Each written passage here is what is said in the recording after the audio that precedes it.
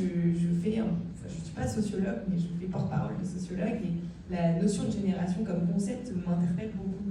Et notamment pour son absurdité de mettre dans une même catégorie, si je prends la génération Z, mais on peut le faire sur toutes les générations, des gens nés entre 95, 96, 97, ça dépend des définitions, et 2010.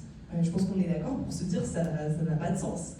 Quand on croise avec d'autres critères, et d'ailleurs toutes les études un peu poussées rappellent que le critère dominant au sein d'une cohorte d'âge reste la CSP, et donc les inégalités associées, et qu'il y a beaucoup plus de liens entre les générations via ce critère et puis d'autres, les territoires, le diplôme et plein d'autres, le genre, etc., que dans une cohorte d'âge entre elles. Et on parle beaucoup plus quand on a beaucoup utilisé le mot de conflit de génération, de guerre de génération, de fracture générationnelle, ces mots quand même très durs.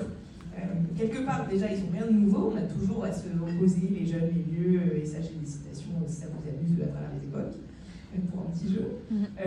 Mais surtout, au sein d'une cohorte d'âge, il y a vraiment une absurdité de mettre dans une même case.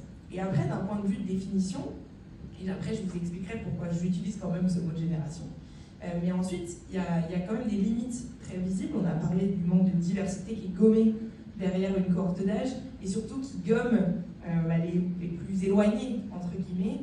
Et je rappelle qu'au sein de la jeunesse, c'est en fonction des trimestres, ça change un petit peu, mais en France, c'est 12,5%, 11,5% de la génération de la jeunesse qui est ce qu'on appelle NEETs, donc ni en emploi ni en formation. C'est des jeunes invisibles, entre guillemets, qu'on n'a pas dans les sondages, qu'on n'a pas dans les études, qu'on n'a pas dans nos entreprises, qu'on n'a pas dans les écoles. 12%, c'est énorme au sein d'une cohorte d'âge. On retrouve les mêmes chiffres à l'échelle européenne, et ça c'est sans regarder plus globalement les inégalités qui vont avec. Et après, il y a d'autres risques. Le deuxième, c'est qu'on confond souvent l'âge et la génération. Moi, en gros, je fais la différence entre avoir 20 ans, voilà, 20 ans, et avoir 20 ans aujourd'hui, en 2025.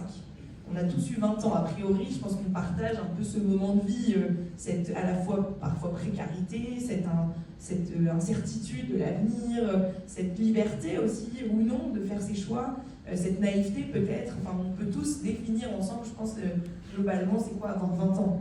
Avoir 20 ans en 2025, c'est là où ça se complique.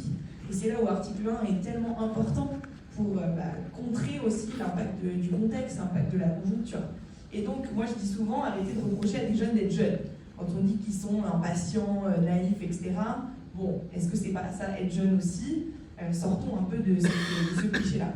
Ce qu'il faut regarder, c'est les spécificités de la jeunesse aujourd'hui, en termes de précarité financière,